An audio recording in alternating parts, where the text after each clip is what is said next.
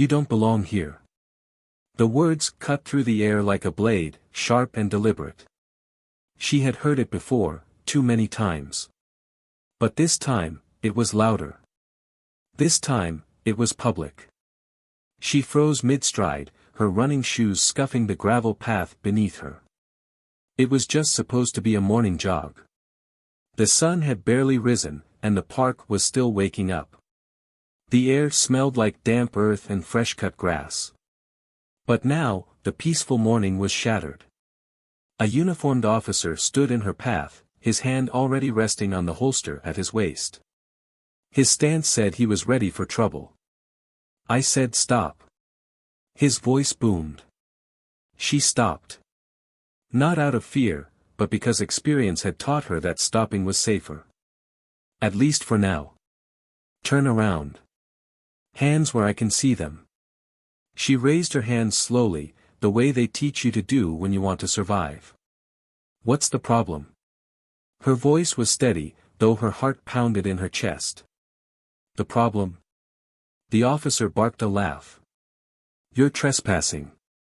This is private property. And people like you, he let the words hang there, the venom obvious.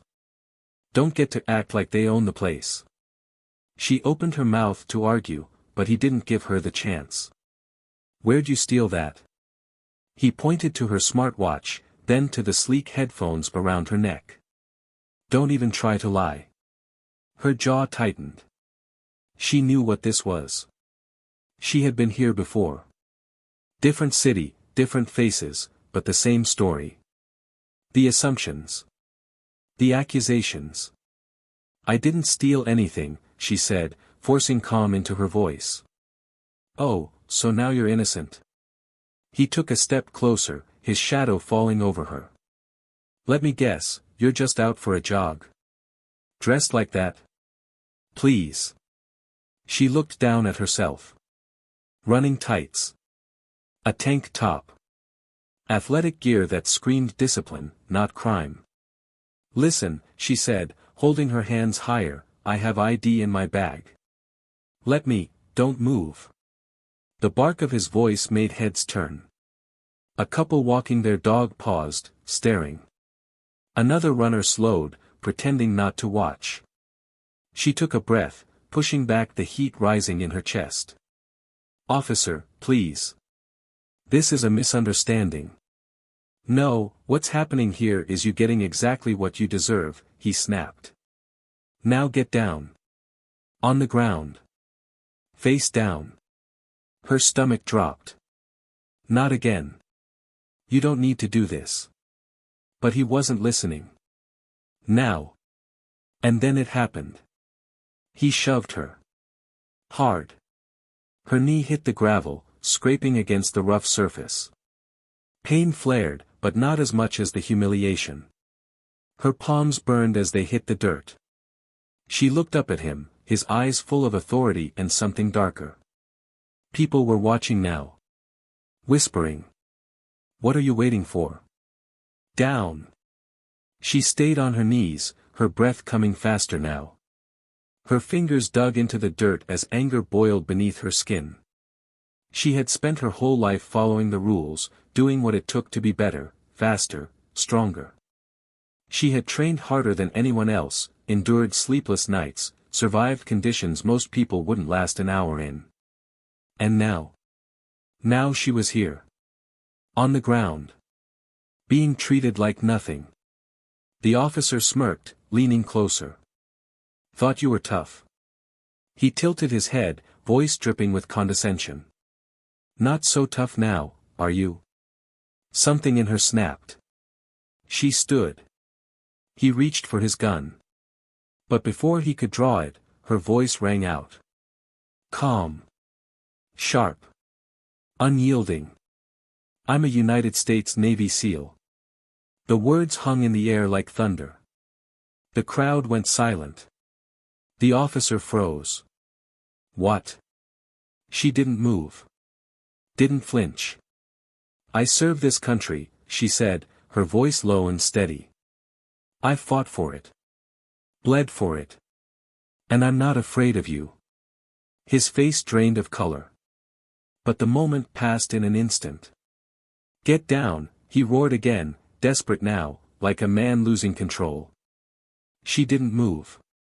Instead, she reached into her pocket, slowly, carefully, and pulled out her ID. She held it up for everyone to see. The crowd gasped. "Check it," she said, her voice never wavering. He didn't take it. Didn't even look at it. Because deep down, he already knew. And that's when everything changed. The crowd wasn't silent anymore. Murmurs turned into shouts. People pulled out phones. Cameras pointed at him. "You're done," someone yelled. "She's military," shouted another. The officer stepped back, his hands shaking. But it was too late. What happened next would leave the entire city in shock, and it would change his life forever. Because what this officer didn't know was that he had just crossed the wrong person. And the fallout? Let's just say it's a story you'll have to hear to believe. At Plow of Twist, we stand firmly against racism and discrimination in any form. This channel is a safe space for everyone, especially for our Black audience, to feel seen, heard, and empowered. We believe in equality, justice, and powerful stories that inspire change. Thank you for being here with us today. Get ready for a story that will stir your emotions and leave you thinking long after it ends. Make sure to subscribe to our channel and turn on notifications so you never miss a twist. Now, sit back, relax, and enjoy the story. The air was crisp, the kind that made every breath feel sharp and alive. Early morning sunlight stretched across the park, cutting through the trees and dappling the winding trails. It was a peaceful place, or at least it was supposed to be. She ran here almost every morning. It was her ritual, her moment of quiet before the world started pressing in again. The rhythm of her feet on the gravel was steady, controlled, just like everything else in her life.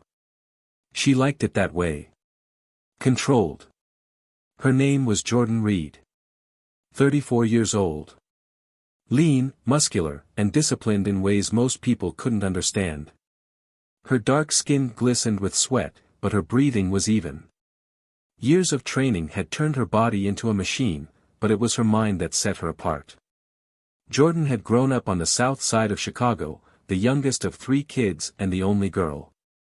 Her brothers had taught her to fight, first to defend herself, then because she liked it. By the time she was 16, she was already running faster and hitting harder than most boys her age. But her mother, a nurse who worked double shifts to keep the lights on, always told her that strength wasn't just physical. "Control your anger, Jordan," her mother used to say. "Your mind is your weapon. Never forget that." And she didn't. It was that discipline that had carried her through the grueling years of Navy SEAL training, through deployments in countries most Americans couldn't find on a map, through missions she still couldn't talk about. She had proven herself again and again, but no matter how far she climbed, there were always people waiting to knock her down. She felt it every time she walked into a room, the way some men looked at her, the way their eyes flicked to her skin, her hair, and then away. They didn't say it out loud, but she could hear it anyway. "You don't belong here." Jordan had learned to live with it. She had learned to push through it, to let her actions speak louder than their doubts. But she had never learned to accept it. She rounded a bend in the trail, slowing her pace as she approached a small clearing. Birds chirped overhead, and the smell of pine lingered in the air. She loved this park, not because it was beautiful, although it was, but because it reminded her that she was still human. Not just a soldier. Not just a weapon. But that illusion shattered the moment she saw him. Officer Bradley Cole stood near the edge of the path, his broad shoulders squared and his sunglasses reflecting the sunlight. He looked every bit the cop, pressed uniform, shiny badge, and a pistol holstered at his side. He was the kind of man who made people uneasy without even trying. Bradley had been a cop for 15 years, but his career wasn't as clean as his uniform suggested. He had complaints, too many of them, but they never stuck. Excessive force. Harassment. Racial profiling. He had heard it all, but he knew how to play the game. He told himself he wasn't racist. He told himself he was just doing his job. But deep down, there was something darker. A need to control. A need to remind people who had the power. And this morning, he was already in a bad mood. His wife had left him 6 months ago, taking their 2 kids and half of everything else. He hated the empty apartment, hated waking up alone. And lately, it felt like the world was turning against him. The protests, the news stories, the criticism, he was sick of it. So when he saw her, this woman running through the park like she owned it, like she wasn't afraid of anything, something snapped. Hey! Jordan slowed, her eyes meeting his. She could tell right away what kind of man he was. She had seen men like him before. "Can I help you?" she asked, wiping the sweat from her brow. Bradley's hand drifted toward his belt. "You need to stop right there." Jordan frowned. "I'm just running." "Yeah." His eyes swept over her, from her athletic gear to the smartwatch on her wrist. "Looks suspicious to me." Jordan's stomach tightened. She forced herself to stay calm. "Suspicious how?" Bradley stepped closer. "You're on private property," he said, his voice flat. "You don't belong here." Jordan's jaw clenched. "This is a public park. Not this section. And even if it was, I don't need to explain myself to you." She took a step back, but he followed. "Look," she said, her voice steady. "I'm not looking for trouble." "Then get on the ground." Her heart skipped. "What?" "On the ground. Now." Bradley's voice was louder this time. People were starting to notice. "I didn't do anything wrong," Jordan said, but he was already reaching for her. His hand closed around her arm, hard enough to bruise. "Stop resisting," he snapped. "I'm not resisting. Get down." And then he shoved her. Jordan hit the ground hard, her palms scraping against the gravel. She tasted blood. The world tilted for a moment, but then she pushed herself up. "Stay down." Bradley barked. But she didn't. She stood, slow and deliberate, and for the first time, Bradley seemed unsure. "I don't think you understand," Jordan said, her voice low. "You just made a mistake." Bradley's hand went to his gun, but Jordan didn't flinch. Because this wasn't the first time she had faced a threat. And it wouldn't be the last. The crowd was growing now. Phones were out. People were watching. And what happened next? It was something no one would forget. Jordan's pulse pounded in her ears, but her face remained calm, a mask of focus and control. Every instinct screamed at her to act, to defend herself, to take charge of the situation. But years of discipline held her back, keeping her movements deliberate and measured. Timing was everything. One wrong move could turn a bad situation into a disaster. The crowd around her had grown thicker. She could feel their eyes locked onto her, their whispers circling like a storm ready to break. Phones were out, cameras recording every second. The pressure was suffocating, but Jordan didn't flinch. She had been through worse, much worse. "You need to let me go," she said, her voice calm but firm. Officer Bradley Cole smirked, a cruel, twisted expression that made her skin crawl. "Let you go?" His voice was laced with mockery. "After what you just did?" Jordan didn't break eye contact.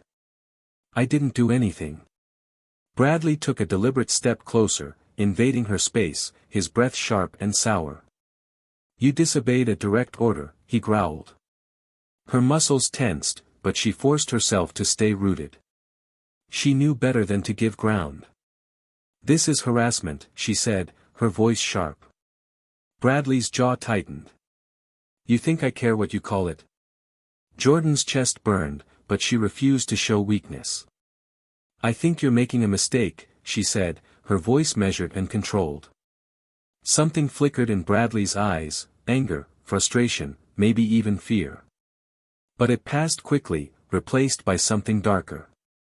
"Oh, I'll tell you what's a mistake," he snapped, his voice rising. "People like you thinking you can do whatever you want. Thinking the rules don't apply." Jordan's stomach churned, but her face stayed neutral.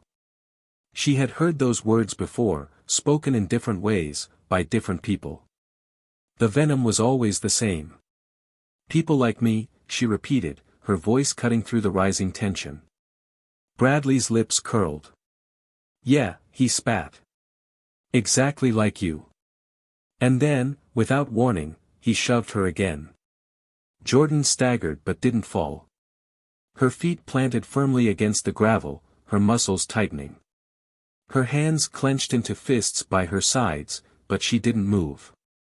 "Not yet." "Don't touch me," she said, her voice low and steady. For the first time, Bradley hesitated. His eyes flickered with uncertainty, but the moment was fleeting. "You're under arrest," he barked. "For what?" Bradley pulled out his cuffs, snapping them open. "Resisting." Jordan didn't budge. "I'm not resisting."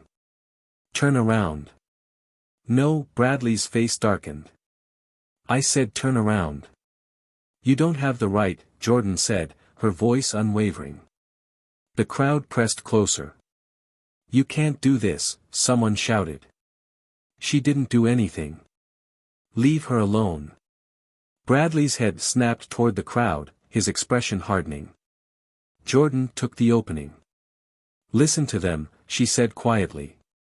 "Walk away before this gets worse." But Bradley wasn't listening. His hand shot out, grabbing her arm again, but Jordan didn't let him hold on. She twisted sharply, breaking his grip with practiced ease. The crowd gasped, their voices rising in shock and disbelief. Bradley stumbled, his face flushing with rage. "Hands behind your back."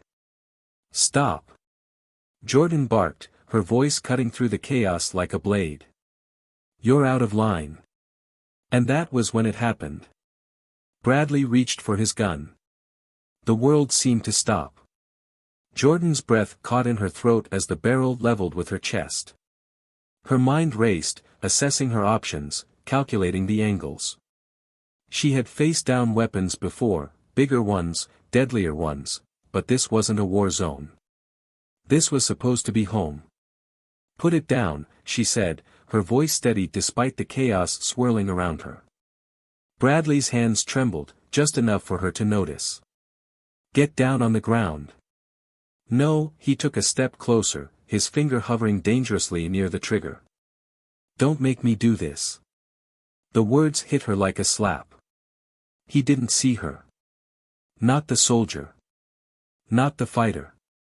Not the woman who had survived missions that would haunt most people for a lifetime. He saw a target. But Jordan wasn't the one who should be afraid. "Do it," she said softly, her voice daring him. "Go ahead."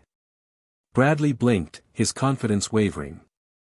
"You don't know who I am," Jordan said, her voice sharp and deliberate. His eyes flicked nervously toward the crowd, which had grown louder and angrier. She saw it now, the crack in his armor. "You don't know what you're doing," she continued, her voice cutting through his hesitation. The tension in the air was suffocating. The crowd buzzed with energy, their anger feeding off the scene unfolding before them. Bradley's hand shook harder. "You need to step back," Jordan said. But he didn't move. "Step back." The crowd erupted again. "Put the gun down." Bradley's head snapped toward the noise, and for a split second, his focus wavered. Jordan didn't wait. She moved fast, faster than he could react. A sharp pivot, a quick twist, and suddenly she was behind him, his arm pinned and the gun wrenched away. Bradley staggered, completely disarmed. The crowd erupted in cheers and shouts, the noise echoing through the park. Phones captured every second of it. "Don't!" Bradley yelled, panic creeping into his voice. But Jordan didn't let go.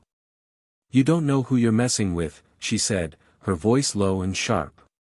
Bradley's breath hitched. Jordan released him, stepping back and letting the gun drop to the ground.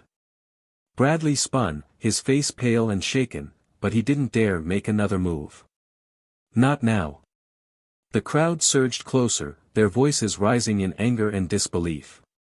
"What's her name? Who is she? Is she military?" Jordan didn't answer. She kept her eyes on Bradley, her pulse steady, her mind already calculating what came next. Because this wasn't over. Not even close. The crowd's murmur had grown into a low roar, an uneasy wave of voices blending with the hum of phones recording and the shuffle of feet inching closer. Jordan stood firm, her breath measured, her stance solid. She didn't need to speak yet. She could feel the weight of every eye locked on her, waiting, holding their breath as the tension hung thick in the air. Bradley Cole stood across from her, his face flushed and slick with sweat. His shoulders hunched forward, and his hands twitched as if unsure whether to grab the gun that lay on the ground between them or to raise his arms and surrender to the judgment raining down on him. His chest heaved, his breath sharp and uneven. "Stay back," he barked, but his voice betrayed him. It cracked, thin and desperate, swallowed by the voices rising around them. No one moved. Jordan's eyes didn't leave him. She felt her heartbeat steadying as control shifted. For the first time since he'd laid hands on her, he looked smaller. He looked afraid. But she wasn't going to let him off that easy. She stepped closer, slow and deliberate, her boots crunching the gravel beneath her feet. "Pick it up," she said, her voice slicing through the noise like a blade. Bradley blinked. "What?" "You heard me," she repeated, calm and sharp. "Pick it up." His gaze flicked to the gun, then back to her. "I'm not playing games," he snapped, but his voice shook. "This isn't a game," Jordan said, her tone steady. "You wanted to use it, didn't you? You pulled it out. You pointed it at me. Go ahead. Pick it up." Bradley's jaw tightened, his teeth grinding. "Don't push me," he said. Jordan's lips twitched into something that wasn't quite a smile. "Or what?" His eyes darted to the crowd, and for the first time, he seemed to notice the dozens of phones pointed at him. The fear in his eyes deepened, and Jordan took another step forward. "You don't know what you're doing," Bradley hissed through clenched teeth. Jordan raised an eyebrow. "No," she said. "You don't know what you're doing." Bradley's breathing quickened. He opened his mouth to speak, but she cut him off. "How long have you been doing this?" she asked. "How many people have you pushed around? How many people have you humiliated?" He flinched. "How many of them couldn't fight back?" Jordan's voice rose slightly, but the calm edge remained. "How many of them didn't have a crowd watching? Didn't have cameras recording? Didn't have proof?" Bradley took a step back, his eyes darting to the gun again. "But me?" Jordan's voice dropped, sharp and deliberate. "You picked the wrong person." Bradley swallowed hard. "You're nobody," he spat, but there was no force behind it. Jordan reached into her pocket and pulled out her ID. The military badge gleamed in the sunlight, catching the eyes of several people in the crowd. "Look at it," Jordan said, holding it out. Bradley's eyes locked on the ID. "No," he muttered under his breath, shaking his head as if denying it would make it disappear. "Yes," Jordan said, stepping closer. "You just assaulted a Navy SEAL." The crowd exploded. Bradley's knees seemed to weaken, but he stayed on his feet, his jaw clenching so hard the muscles twitched. "Liar," he said, but his voice barely carried. "Do you want to see the proof?" Jordan snapped, holding the ID higher. Phones zoomed in, capturing every detail. "This says I've served in combat," she continued, her voice sharp and deliberate. "This says I've faced enemies far more dangerous than you and walked out alive. This says I've been trusted to defend this country and the people in it, even people like you. Bradley's eyes darted around, searching for an escape, but there was none. You think that badge makes you untouchable? Jordan's voice hit harder now, her words deliberate. You think the rules don't apply to you? She stepped closer. You think you can bully people? Push them around? Use your gun to feel powerful? Bradley flinched again. How does it feel now? Jordan asked, her voice sharp but steady. How does it feel to be the one with no control? Stop, he whispered, barely audible. What was that? Jordan pressed, tilting her head. Stop. Bradley snapped, louder this time, but the desperation was impossible to miss. No, Jordan said, her voice cutting through his panic. Not until you understand what you did. Tears welled in Bradley's eyes, and his shoulders sagged. Please, he muttered. Jordan stepped even closer, close enough for only him to hear her next words. You're scared, she said quietly. Good. Hold on to that feeling. Because this is what you made me feel. Bradley's head dropped, his chest heaving. Jordan turned to the crowd, raising her voice again. Call internal affairs, she said. Send them every second of this footage. The crowd erupted again, and Bradley's head snapped up, panic flooding his face. No, he shouted. Yes, Jordan said firmly. Bradley's hands trembled as he reached for his radio, but no one paid attention to him anymore. The crowd had turned. He was no longer the authority. Jordan bent down, picking up the gun, careful to keep her movements slow and deliberate. She held it up, then unloaded it, dropping the magazine and clearing the chamber before handing it off to one of the witnesses recording nearby. Make sure that gets turned in, she said. The man nodded, wide-eyed. Bradley looked at her, his face pale and broken. What are you going to do? He asked, his voice barely a whisper. Jordan locked eyes with him.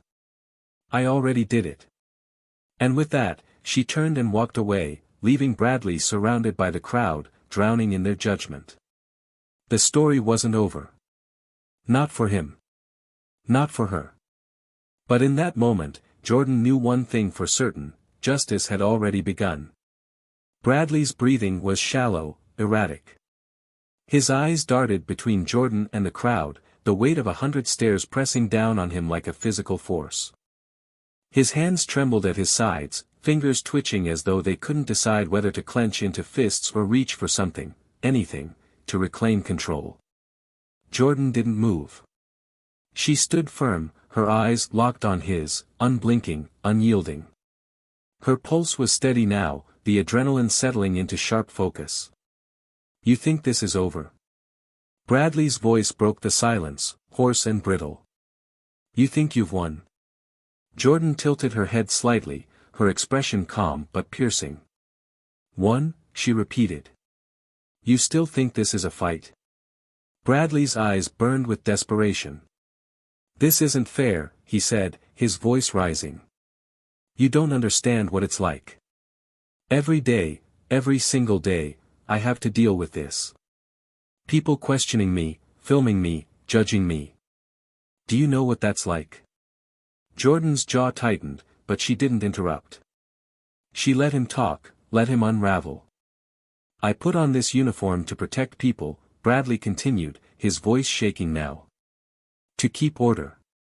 But nobody respects that anymore. Nobody respects me. He looked past her, at the crowd. They don't see what I go through, he said, his voice growing louder, more frantic. They don't see the threats, the danger. They don't care. They just want to tear us down. And you, he pointed at Jordan, his finger trembling. You're just another one of them, acting like you're better than me. Jordan stepped forward, closing the space between them. You think this is about respect? Her voice was low, controlled, but each word struck like a hammer. You think you've earned it because you wear that uniform? Respect isn't something you demand. It's something you give. Bradley's face twisted, but Jordan didn't stop. You don't get to talk about danger, she said, her voice rising. You don't get to talk about fear, not to me. I've felt fear. I've stared it down on battlefields you can't even imagine. I've bled for this country, sacrificed more than you'll ever understand. And I never once used that as an excuse to hurt someone who didn't deserve it. Bradley opened his mouth, but Jordan cut him off. No, she snapped. You don't get to explain this away.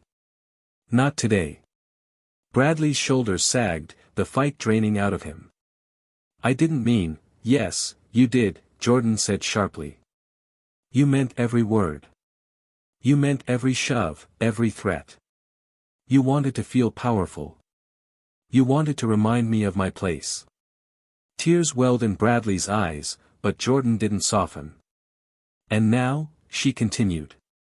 Now you feel what it's like to lose that power. To be exposed. To have the truth staring you in the face with nowhere to hide. Bradley wiped his face with the back of his hand, his breathing ragged. Please, he muttered. I made a mistake. Jordan's expression hardened. No, she said. You made a choice. And you've been making that choice for years. How many people have you done this to? How many didn't have a crowd to back them up? How many just had to take it? Bradley shook his head. That's not fair, fair. Jordan's voice cracked like a whip.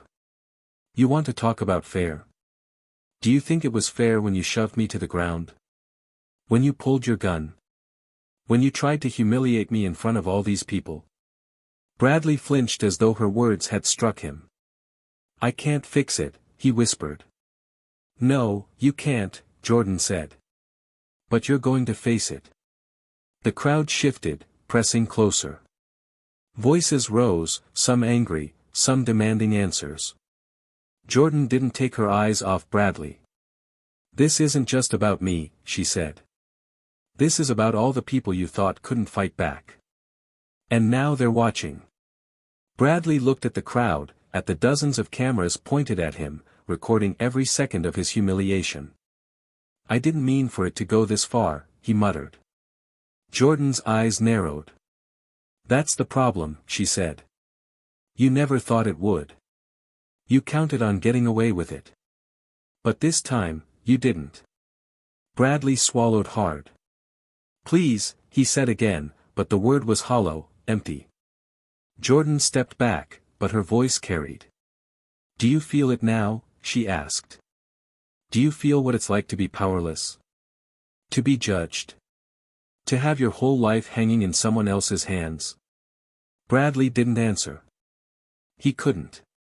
Jordan looked at the crowd. This is what accountability looks like, she said, her voice strong and clear. This is what happens when you think the rules don't apply to you. The crowd erupted in cheers, their voices rising like thunder. Bradley's knees buckled. He fell to the ground, his head hanging low as the cameras captured every moment. Jordan didn't move. She stood tall, her heart pounding but her expression unshaken. She had faced bigger enemies. She had survived greater battles. But this? This was personal. And as she looked at the man crumpled before her, she knew one thing for sure, this fight wasn't just for her. It was for everyone who had ever been silenced, for everyone who had ever been pushed down and told to stay there.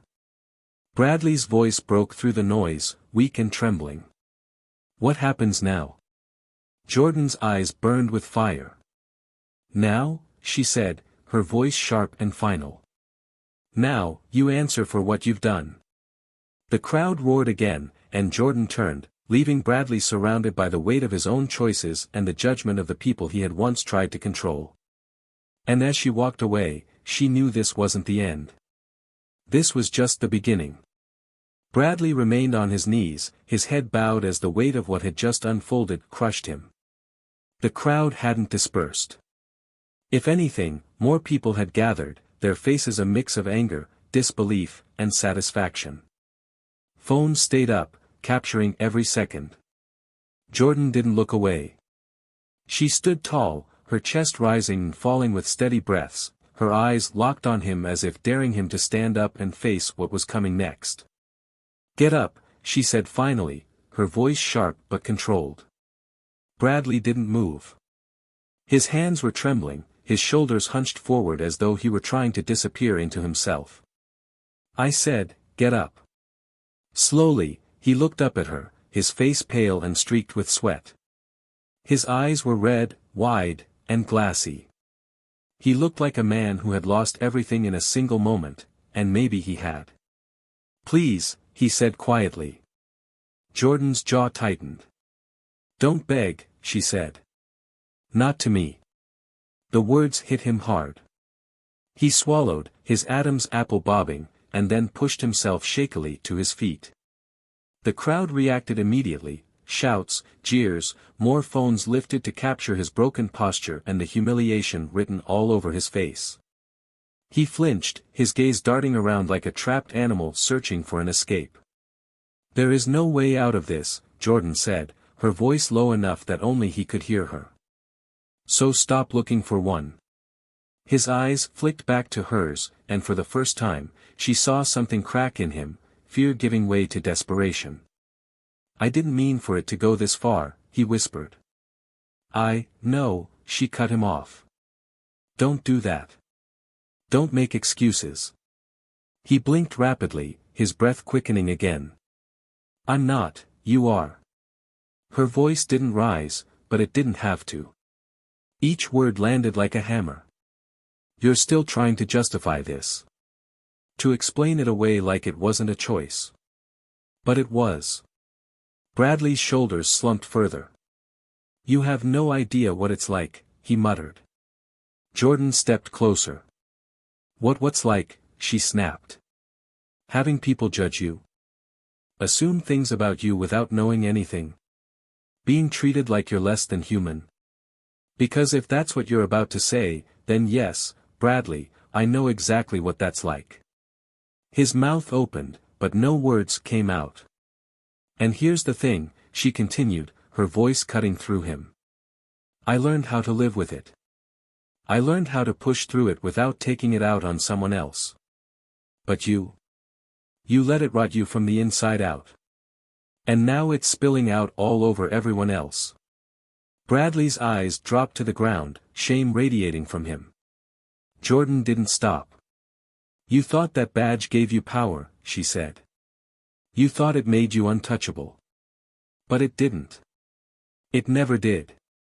And now you're standing here, exposed, because you couldn't see where the line was." "I was just trying to do my job," he said, his voice barely a whisper.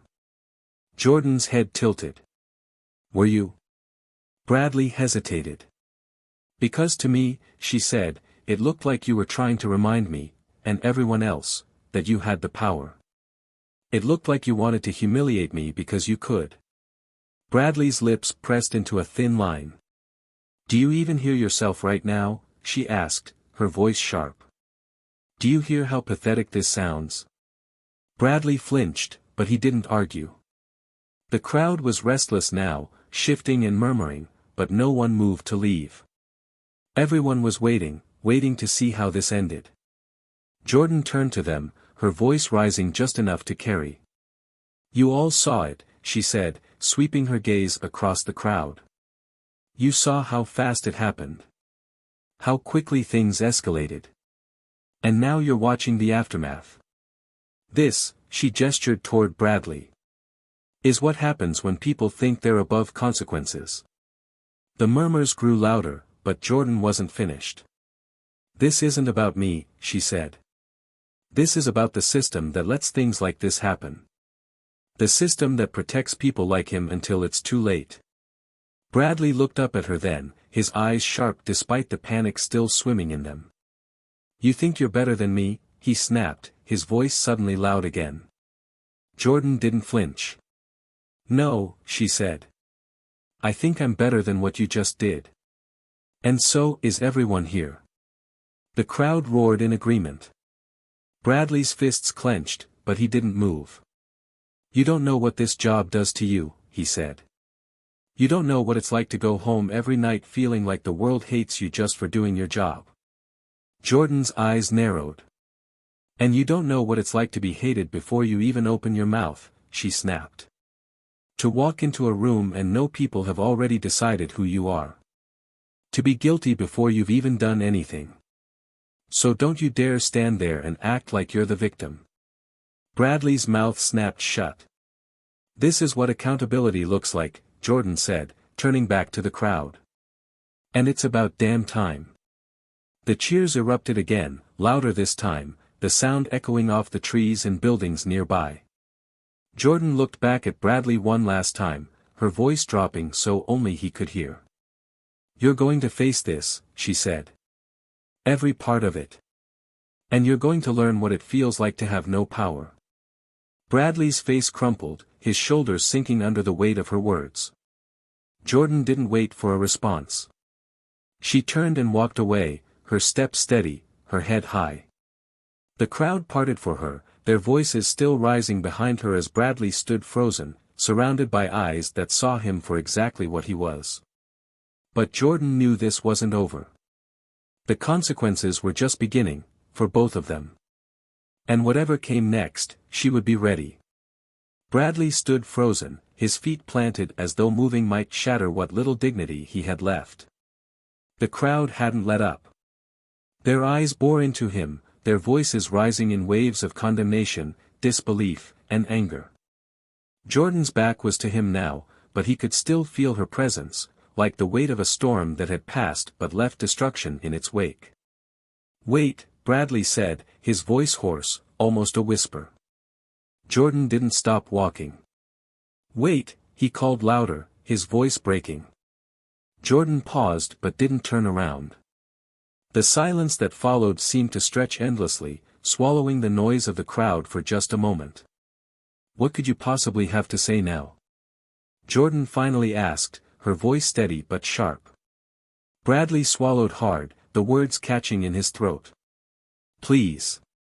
Jordan turned slowly, her eyes sharp, unflinching. Please what? She demanded. Please forget. Please pretend this didn't happen. Please give you a way out. His lips trembled, and his shoulders sagged. You what? She snapped, cutting him off. You didn't mean it. It was a mistake. You were just doing your job. Bradley flinched at the venom in her tone. You don't get to rewrite what happened here, she said, stepping closer. Not this time. I wasn't thinking, he blurted out, the desperation in his voice making the crowd murmur again. Jordan's jaw clenched. No, she said. You were thinking. Every single move you made was a choice. You chose to stop me. You chose to escalate. You chose to humiliate me because you thought no one would stop you. Bradley shook his head quickly. That's not, don't. Jordan's voice cut through him like a blade. Don't stand here and try to justify it. You wanted control, and when I didn't give it to you, you panicked. You lashed out. And now? She stepped closer. Now you want forgiveness. Bradley blinked rapidly, his eyes darting toward the crowd that surrounded them. I didn't know, he muttered. Jordan tilted her head. You didn't know what? She demanded. That you, he hesitated. That you were military. That you, Jordan's eyes narrowed. That I was worthy of respect, she finished for him. Bradley opened his mouth but said nothing. Because that's what this is about, isn't it? Jordan pressed. You thought I didn't deserve respect. Not because of what I did. Not because of what I said. But because of what I look like. No, Bradley said quickly, but there was no strength behind it. Then tell me what it was. The silence stretched again. Bradley's gaze dropped to the ground. Jordan let the moment hang, let the crowd lean in, waiting for what came next. That's what I thought, she said finally. Bradley's shoulders shook. He looked up at her again, his eyes red and hollow. I can't undo it, he said quietly. No, Jordan said. You can't. Bradley's lips pressed into a tight line, and for a moment, Jordan almost saw something: regret, shame, maybe even understanding. But then it was gone, buried under layers of pride and fear. "What happens now?" he asked, his voice brittle. Jordan didn't answer right away. Instead, she looked at the crowd, at the phone still recording, at the faces that had witnessed every second of his fall. "What happens now," she said finally, her voice carrying, "is accountability." Bradley's eyes widened slightly, but he didn't speak. "You'll face the consequences," she continued. "For what you did to me, and for what you've done to others." The crowd murmured, nodding and whispering in agreement. "You think this is the end of your career?" Jordan asked, her voice sharp. "It's not. It's the beginning of your reckoning." Bradley's breath hitched. "Reckoning?" he repeated weakly. "Yes," Jordan said. "Because people are watching now. They're paying attention. And for the first time, they're not looking away." Bradley's eyes darted from face to face, panic settling in his expression. Jordan stepped closer, her voice dropping so only he could hear her next words. "You're going to carry this," she said. "For the rest of your life. And every time someone looks at you, every time they recognize your face, you'll remember this moment. You'll remember how it felt to be powerless." Tears welled in Bradley's eyes, but Jordan didn't soften. "You did this," she said. "And now you get to live with it." She stepped back, giving him space, but he didn't move. The crowd began to shift, voices rising again as questions flew through the air. Is he going to be arrested? What's going to happen to her? Does she need a lawyer? But Jordan ignored them. Her focus was still on Bradley, who looked smaller now, like a man who had finally realized just how much he had lost. "I hope you think about this," Jordan said quietly. "Every single day." Bradley didn't respond. He just stood there, broken and exposed, as the world he had built for himself collapsed. "And Jordan?" She turned and walked away, leaving him to face the fallout alone. The crowd shifted, closing in around Bradley, their voices rising as the weight of accountability bore down on him. Jordan didn't look back. She didn't need to. This wasn't the end of the fight, but it was the end of something, the end of silence, of fear, of letting people like Bradley walk away without consequences. And as she stepped forward, her heart steady and her head high, she knew one thing for certain. The world had changed. And it wasn't going back. The noise of the crowd faded into a low hum as Jordan walked away, her step steady but heavy. She could feel the weight of every eye still locked on her, every phone still pointed in her direction. But she didn't stop. She didn't look back. She wouldn't give Bradley the satisfaction of seeing doubt or hesitation in her face. Her chest burned, not from exertion, but from the sharp edge of anger that hadn't faded, not even after everything that had just unfolded. Her muscles ached, her skin still tingled from where his hands had gripped her, but it was the memory of his words that lingered. Words laced with condescension and hatred, words that had cut deeper than the physical shove that knocked her to the ground. She wasn't done with him. Not yet. "Hey!" The voice stopped her in her tracks. She knew who it was before she turned around. Bradley. His voice was raw, desperate, but there was something else in it too, shame.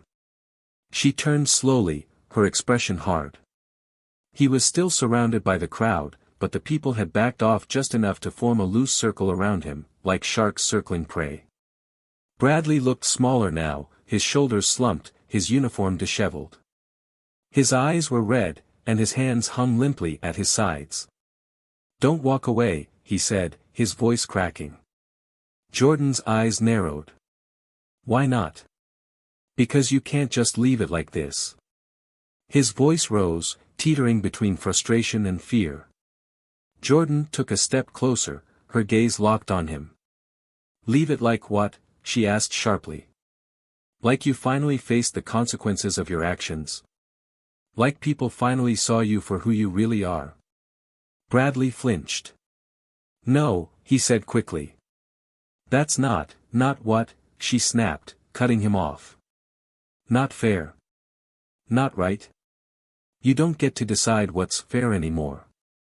His jaw clenched, and for a moment, Jordan thought he might lash out again. But then his shoulders dropped, and the fight seemed to drain out of him. "I'm sorry," he said quietly. Jordan blinked. The words hung there, suspended in the thick air between them. But they felt hollow, empty. "Sorry," she repeated, her voice sharp. "You're sorry now? After everything?" Bradley swallowed hard. "I didn't mean for it to happen like this." Jordan stepped closer, her eyes blazing. "No," she said, her voice low but heavy. "You didn't mean to get caught. That's what you're sorry for. You're not sorry for what you did. You're sorry that there were witnesses. That there's video. That you can't lie your way out of this." Bradley's breath hitched. "I was scared," he said suddenly, his voice breaking. Jordan froze, her eyes narrowing. "Scared?" she repeated. "Yes," Bradley said quickly. "I saw you, I saw how you looked at me. You didn't back down, and he stopped, his voice faltering. "It scared me." Jordan stared at him for a long moment. "You were scared," she said slowly, her voice dripping with disbelief. "You? With the badge and the gun? You were scared?" Bradley's shoulders sagged. "I don't know how else to explain it," he said, his voice trembling. I lost control." Jordan's jaw tightened, and for the first time, she felt something shift inside her. Not sympathy, but something close to recognition. "You lost control," she said quietly. Bradley nodded, his eyes pleading. "And how many people have you said that to before me?" Jordan asked, her voice sharp again. "How many times have you justified hurting someone because you lost control?" He didn't answer. "That's the difference between us," Jordan continued. "I've been in situations where losing control wasn't an option. Where my fear didn't matter. You let fear define you. I let it push me." Bradley's eyes filled with tears, and for a moment, he looked like he might collapse under the weight of her words. "I don't know how to fix this," he whispered. Jordan shook her head. "You can't fix it," she said. "Some things can't be undone." The crowd began murmuring again, their voices building, feeding off the tension between them. "But you can own it," Jordan added, her voice suddenly steady. "You can stop hiding behind excuses. You can face what you've done." Bradley's gaze dropped to the ground. "I don't know how," he muttered. Jordan took a step closer, lowering her voice. "Then you start by telling the truth," she said. "Not just to me. To everyone." Bradley's head snapped up. "You want me to confess?" Jordan's eyes locked onto his. "Yes," she said. "Because the truth is the only thing you've got left." The silence stretched again, broken only by the buzz of phones still recording and the distant wail of sirens growing louder. Bradley's chest rose and fell as he fought to steady his breath. His eyes darted to the crowd, then back to Jordan. "They'll ruin me," he said quietly. Jordan didn't blink. "You ruined yourself." Bradley flinched but didn't argue. The sirens grew louder, closer. Jordan didn't move. She waited, watching Bradley as the weight of her words sank in. Finally, he nodded, slow, hesitant, but real. "I'll tell them," he said. Jordan stepped back, giving him space. "Good," she said. "Because this isn't over." The first squad car pulled up, lights flashing, and the crowd parted. Officers stepped out, their eyes scanning the scene, and for the first time, Bradley didn't move to assert control. Instead, he raised his hands.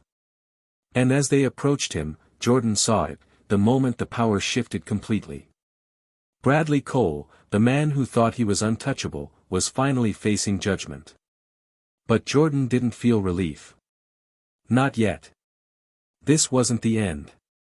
It was only the beginning of a much larger reckoning. One that wouldn't stop with Bradley.